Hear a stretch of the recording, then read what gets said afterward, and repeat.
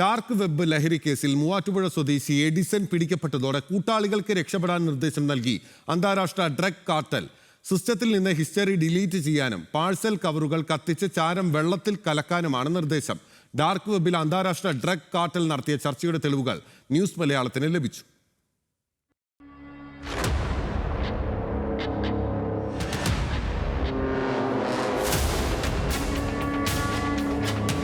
Dark വെബിലെ ഡ്രഡ് എന്ന ആപ്ലിക്കേഷനിൽ അന്താരാഷ്ട്ര ഡ്രഗ് കാർട്ടൽ തങ്ങളുടെ കൂട്ടാളികൾക്ക് നൽകിയിരിക്കുന്ന നിർദ്ദേശമാണിത്. കെറ്റാമെലോൺ എന്ന പേരിൽ ഡാർക്ക് വെബിൽ ലഹരി കച്ചവടം നടത്തിയിരുന്ന മൂവാറ്റുപുഴ സ്വദേശി എഡിസൺ പിടിക്കപ്പെട്ട് മണിക്കൂറുകൾക്കുള്ളിലാണ് കൂട്ടാളികൾക്ക് രക്ഷപ്പെടാൻ നിർദ്ദേശം നൽകിയിരിക്കുന്നത്. ഡാർക്ക് വെബിൽ കയറിയതായുള്ള എല്ലാ ഹിസ്റ്ററിയും സിസ്റ്റത്തിൽ നിന്ന് ഡിലീറ്റ് ചെയ്യാനാണ് ലഹരി കാർട്ടലിനെ നിയന്ത്രിക്കുന്ന അജ്ഞാത കേന്ദ്രം നൽകിയിരിക്കുന്ന പ്രധാന നിർദ്ദേശം. ഡാർക്ക് വെബിൽ നൽകിയിരിക്കുന്ന അഡ്രസ്സും ഇമെയിൽ ഐഡിയും ഫോട്ടോസും പണമിടപാട് സംബന്ധിച്ച വിവരങ്ങളും പൂർണ്ണമായി നശിപ്പിച്ചു കളയാനും നിർദ്ദേശം നൽകിയിട്ടുണ്ട്. ലഹരി വാങ്ങിയ പാഴ്സൽ കവറുകൾ കത്തിച്ച ശേഷം ചാരം വെള്ളത്തിൽ കലക്കാനും ഡ്രഗ് കാർട്ടൽ കൂട്ടാളികളോട് പറയുന്നു.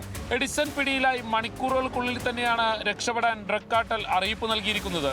എഡിസൺ പിടിയിലായി 2 ദിവസം കഴിഞ്ഞായിരുന്നു മാധ്യമങ്ങൾക്ക് പോലും വിവരം ലഭിച്ചത്.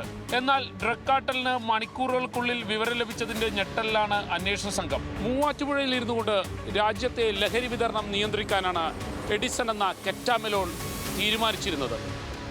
എന്നാൽ എഡിസൺ പിടിയിലായതോടുകൂടി അന്വേഷണ ഉദ്യോഗസ്ഥർ തങ്ങളിലേക്ക് എത്തുമെന്ന് അന്താരാഷ്ട്ര ഡ്രഗ് കാർട്ടലിന് ഉറപ്പായി.